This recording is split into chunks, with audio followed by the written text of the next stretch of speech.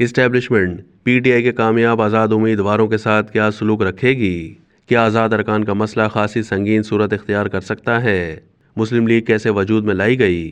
الطاف حسن قریشی اپنے کالم میں لکھتے ہیں کہ 9 مئی کے واقعات سے انتخابی فضا بڑی متاثر ہوئی ہے اور پاکستان تحریک انصاف اور اس کے بانی جناب عمران خان سخت مشکلات میں گھرے ہوئے ہیں۔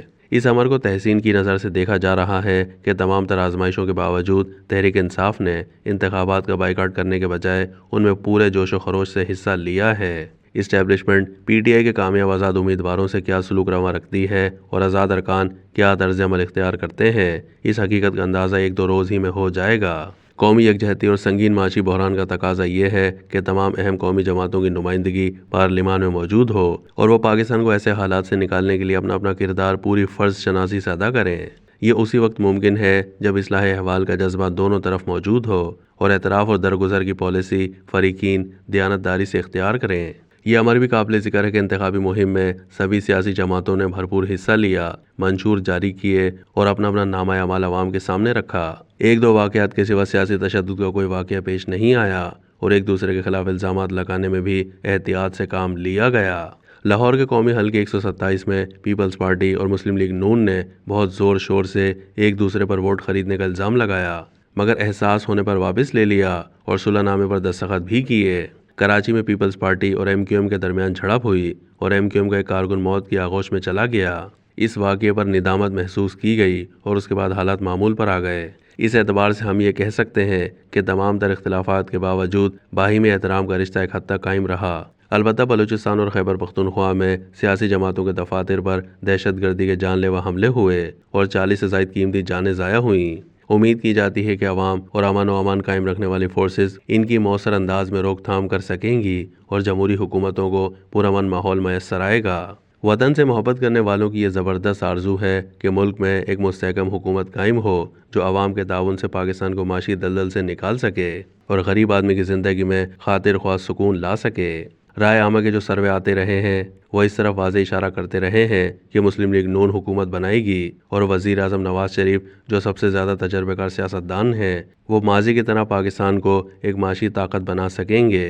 مسلم لیگ نون کو اپنی کامیابی کا اس قدر یقین تھا کہ اس نے انتخابات سے 2 روز پہلے ہی ایک اشتہار کے ذریعے تمام بڑے اخبارات کے صفحے اول پر جناب نواز شریف کے وزیر اعظم بن جانے کا اعلان کر دیا۔ یہ تو حتمی نتائج ہی سے معلوم ہوگا کہ اس جماعت کی انتخابی فتوحات کس درجے کی ہیں۔ اس کی قیادت نے امیدواروں کے انتخاب میں بڑی ریاست سے کام لیا اور مختلف جماعتوں سے انتخابی معاہدے بھی کیے جن میں استحکام پاکستان پارٹی کے ساتھ معاہدہ خاصی اہمیت کا حامل ہے۔ بلوچستان میں بھی خاصی تعداد میں الیکٹیبلز مسلم لیگ میں شامل ہو چکے ہیں۔ خیبر پختونخوا میں ہزارہ اس کا مضبوط سیاسی گڑھ ہے۔ اسٹیبلشمنٹ کے ساتھ اس کے تعلقات خوشگوار دکھائی دیتے ہیں۔ ان عوامل کی بنیاد پر یہ کہا جا سکتا ہے کہ وہ وفاق، پنجاب اور بلوچستان میں لیڈ کرے گی اور مستحکم حکومت قائم کرنے کا حوصلہ افزا تاثر دے گی۔ پیپلز پارٹی کے چیئرمین بلاول بھٹو نے پورے پاکستان میں بڑی جارحانہ انتخابی مہم چلائی اور خود کو وزارت عظمیٰ کے امیدوار کے طور پر پیش کیا۔